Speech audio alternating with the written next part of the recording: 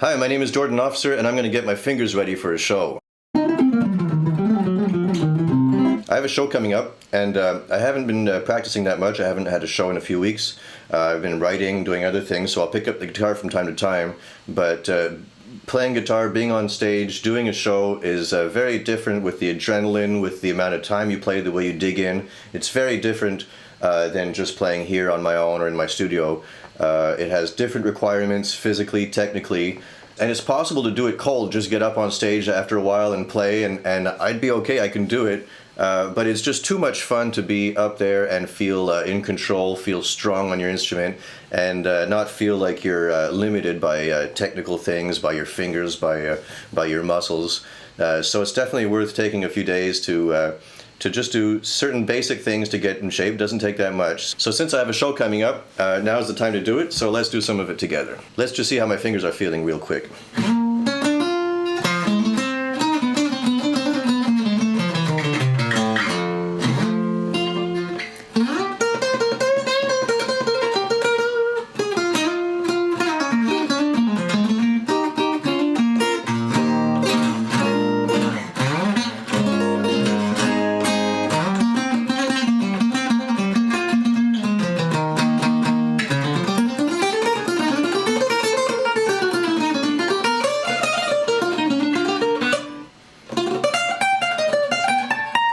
I'm not a classical guitar player. I know classical musicians have much more standard exercises, etudes. There's a whole repertoire of stuff out there to work on all the different aspects of technique, to get you in shape, to keep you in shape, and to develop your playing, your fingers, your technique. But since my playing is a real mixed bag of techniques, of influences, there's no real standard way to get myself ready for the playing that I do. So my repertoire has become my exercises, my etudes, and my warm-up. Obviously, playing through a whole show could be one way to get myself ready for a show. I could just start from the beginning and play through all the songs that I'm planning on doing, play through my set list. But for one thing, it would take a lot of time to do that. But also, there'd be a lot of that time I'd be spending not necessarily working on the aspects that are the most challenging or that need the most attention. So I've zeroed in on certain specific challenges that I know of, that I know come up from experience in my shows, and I work on those specific things. And here's an example of that. There's one song that I've been playing for years and years. I was playing it in my first bands, called My Baby's Gone and Left Me. My baby's gone and left me, she's been gone a long, long time. My baby's gone and left me, she's been gone a long, long time. Baby's gone and left me, she's been gone a long, long time. It's a fast blues, and it's followed me throughout my career. I pull it out often. It's fun, simple blues, but it's a nice way to play a nice long guitar solo at the end and really build it and end with a big bang. But it has definitely technical challenges to it. One of them being that I play it at a very fast tempo, but also because of that long solo at the end, it's easy to run out of steam, and you really want to keep that energy and build the energy, but not lose fluidity. And when you're playing with adrenaline and stuff, you tend to grip harder, you tend to hit harder with the pick, and it's easy to cramp up, to lose your precision, your agility, your flexibility. So that's the big challenge in that song. And there's one thing that I tend to always do, or almost always, in my first solo on that tune, and I often feel like, ooh, that's hard on the fingers. If I haven't played in a while.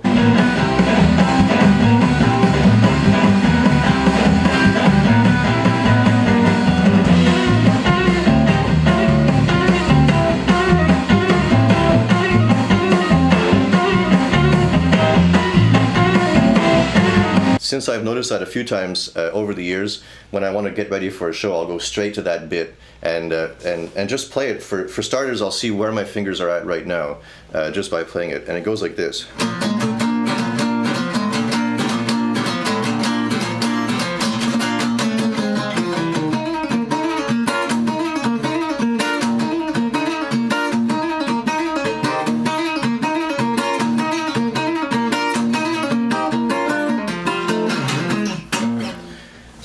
And yeah, it's that sliding up and down, and then the pull off that I can feel in my fingertips. Now, there's two things with this particular lick. There's the actual fingertips, the skin on the fingertips, that if I haven't played in a while or I've played a little less, the fingertips get soft. It's inevitable. And then when you play a show, especially playing stuff like that, you start to feel it.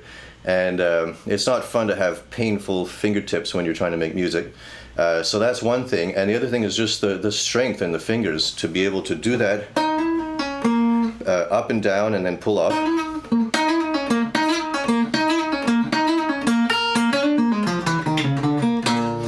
It takes strength, and that strength is always there, but sometimes if it's been a while, you've got to get it back. And so I can see that, I can feel it right now, so I know it's a good one to practice. So let's slow it down a bit. I'll play it slowly. So I'm in B flat right now. So it starts on the E flat on the 4 note, and it goes chromatic up and down with the slide, just the same finger, and then pull off down to the flat 3, down to the D flat, and then the B flat.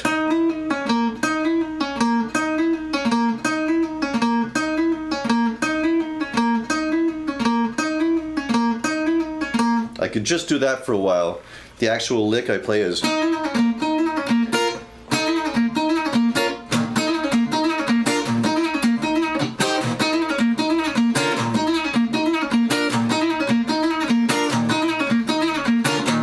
I hit those notes throughout the changes and keep that lick repeating itself. But I could just do the lick over and over again.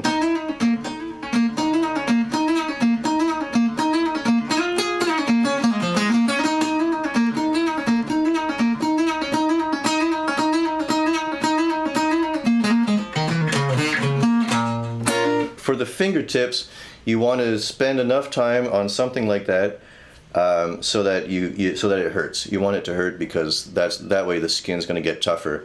And if it's possible for me to start a few days before the show, if I do this a little bit today, I do this a little bit tomorrow, I do this a little bit after tomorrow, by Saturday when I have my show, the fingertips will be pretty tough and hard.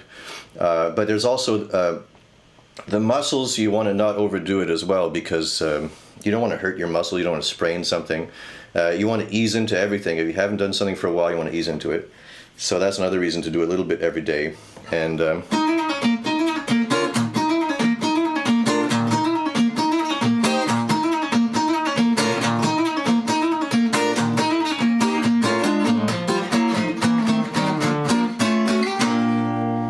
also, I like to bend when I'm playing, and that takes a certain amount of strength. It's one thing to do 2-3 bends, but if you do several, you can easily tire out the muscles of your left hand fingers too fast, and then you'll be tired for the rest of the show. You won't be able to do any more bends. So I'll try to do some relatively challenging bends also in a workout. It's also a good gauge to just see where I'm at with my fingers, see how strong they are these days. So when I first pick up the guitar and try a few, I'll know right away if I need to work on it a lot, if my strength is there, if I'm weaker than usual.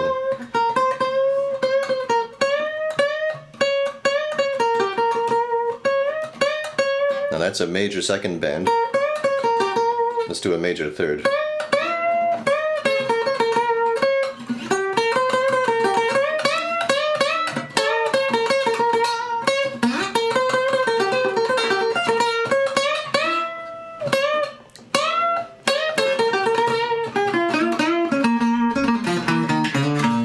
Now these are relatively thick strings to be doing those kinds of bends, so I definitely have to be ready if I think I'm going to be wanting to do that kind of bending during my show.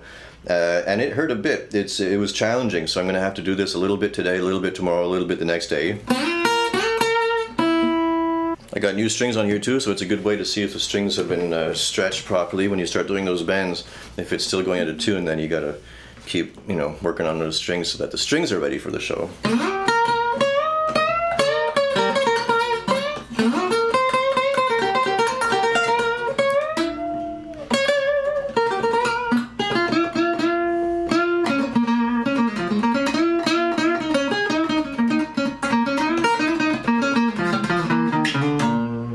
There's a cool instrumental by Clarence White called Nashville West. I recorded it on my album Country Volume 1. I play it in live sometimes, but even if I'm not planning on playing it at my next show, it's also a good one to practice bends. The way Clarence White plays it is like if he's trying to imitate a pedal steel with the bends that you do with the pedals on a pedal steel. So it's not a very bluesy bend. It's a real mechanical sounding bend. You want it to really sound like there's no resistance, and it just goes from one note to the next, and it goes up a major second.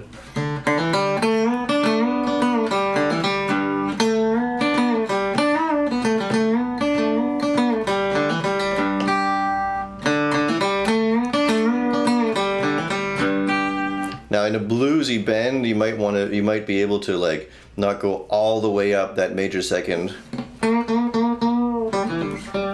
and have that blue note where you're somewhere in between the minor third and the major third.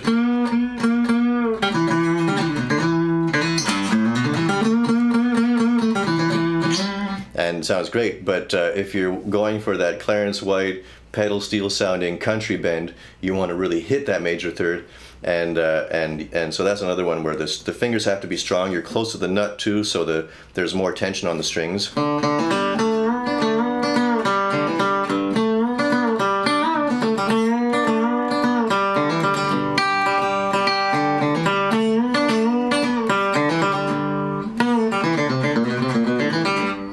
And that's a tough one too, so I can feel that right now. I'm going to spend a little time on that also today, tomorrow, the next day, and I know that'll help whether I play Nashville West at the show or not. Maybe I will get me in the mood for playing it, but it'll definitely get my fingers ready, strong, get my fingertips toughened up a bit, and yeah, really work those muscles and that precision and the timing too on those bends. I also find that if I haven't played in a while, my articulation gets a little choppy, my picking gets a little less precise. My right hand tends to feel a little stiff, so I like to find something that involves very precise picking, and just do that for a while. One series of exercises I come back to is these harmonized scales. Any one of the George Van Epp's harmonized scales from one of his books. I'll talk about George Van Epp's another time because there's lots to get into with all his etudes and exercises in his books. But a lot of his exercises are harmonized scales. So.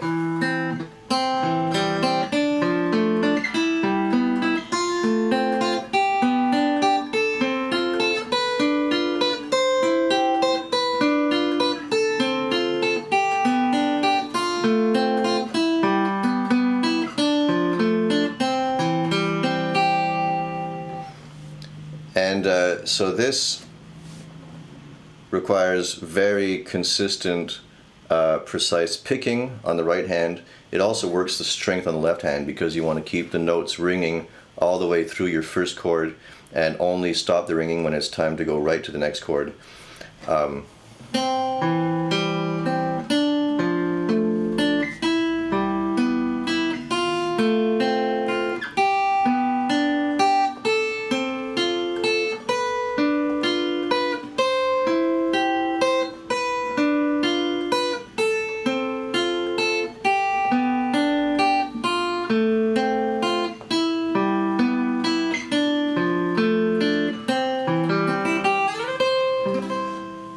Also, if I'm going to be wanting to play with my thumb, I'll do some stuff with the thumb. I do like to drop the pick and play with my fingers sometimes. I especially like how the flesh of the thumb sounds.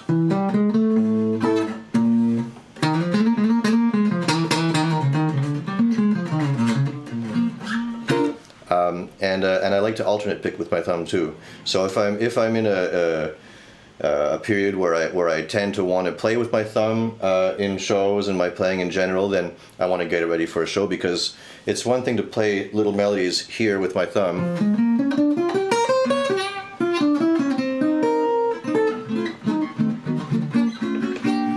I know that if I'm on stage with all the energy that I'll have playing, I'm going to start hitting harder, and my thumb's just not going to be able to do it after a while if I haven't gotten it ready. So I'll play something One tune that I'll play is the Charlie Christian solo on Swing to Bop. I talked about it in another episode. It's a solo that I love, and it's just I've practiced it and played it here and there throughout the years, and it's been a kind of an etude for me to practice all different things. So I might play the solo from Swing to Bop with my thumb, but to get my thumb ready, I'm going to play like in an exaggerated way. I'm going to play really hard. It might not be that musical, but I want to get it ready for the fact that when I'm on stage and I have that adrenaline, I might be playing harder than I should with my thumb, but I want it to be able to take it, and I want to be able to know how to back off. So I'll go.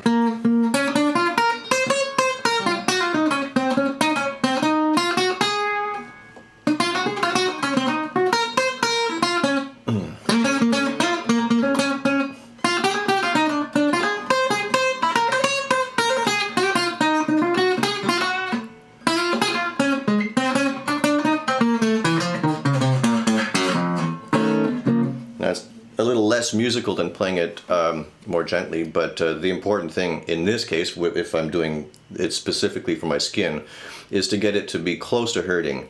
So after one day of working on that thumb skin, it's slightly painful. Then it's a good time to stop and hit it again the next day. If I go too far, if I get a blister, then I'm screwed too. So you really have to get it, know where the edge is, push it just enough so that the skin will start to adapt, and then do it again the next day and the next day, and then it should be good. Another thing I generally do is I'll noodle, as guitar players know very well how to do, just noodle on the guitar for a while, and then I'll just stop as soon as I hit something that's challenging in any way, and then zero in on that, isolate that lick or that line or whatever it is, that picking pattern, and turn it into an instant etude and play it over and over, deconstruct it, play it in different contexts. Let's see what we can come up with. Just noodle a bit.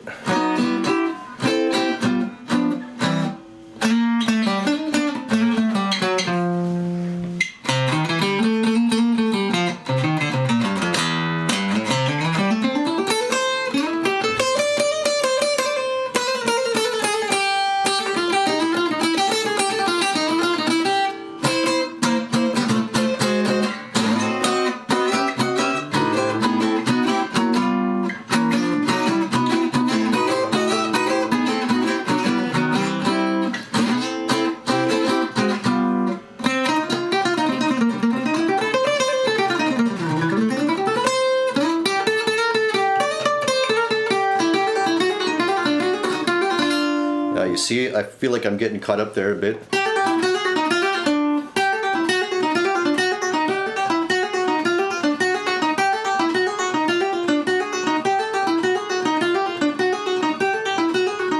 See, that indicates that it's that pull-off thing.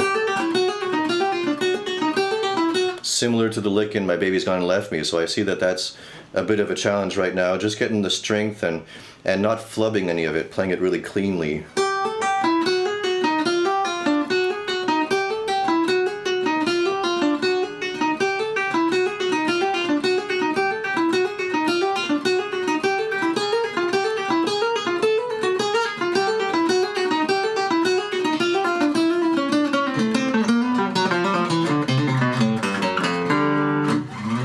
And it's cool. It's like a new lick, a little variation on something I might tend to do, but I wouldn't usually go back up that way. But it's cool.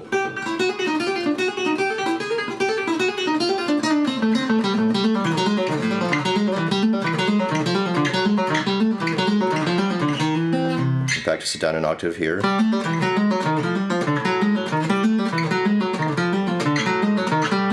I can feel it in my arms. See, it's that much more physically demanding low down because you're on the fat strings there.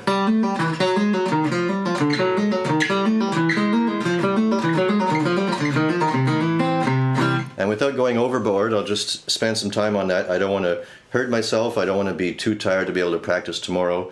I don't want to have any kind of pain.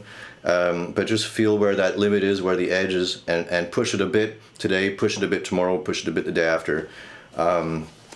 And yeah, that's a cool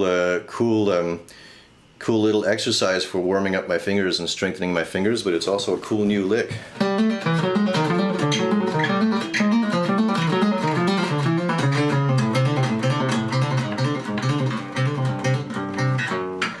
I find cool about this is that when you want to practice guitar, you want to work on technique or anything, get better, get in shape, warm up. There's tons of books, there's all kinds of methods, cool material out there to check out. But your own playing is also an endless supply of exercises and etudes. You just have to noodle, you just have to improvise, experiment, and know how to recognize what the tricky bits are and isolate them, and apply them to change octaves, change fingering, and all of a sudden you've developed like a whole series of etudes or exercises out of your own playing and your own language. So it's like custom made exercises and custom made etudes for yourself, for your playing, and to get in shape. And yeah, I'd be very curious to know if any of you have any kind of similar things that you do, that you come back to when you want to warm up, when you want to get ready for a show, when you want to get back in shape. Send me some ideas. I'd love to check out what kind of stuff you work with. My name is Jordan Officer. Over the next weeks and months, I'm going to be talking about guitar, getting back to the basics, trying out some new ideas for improvising, technique, some language, checking out some of my favorite guitar players, getting together with some of my favorite guitar players. So share, subscribe, stay tuned, keep in touch, and we'll see you soon.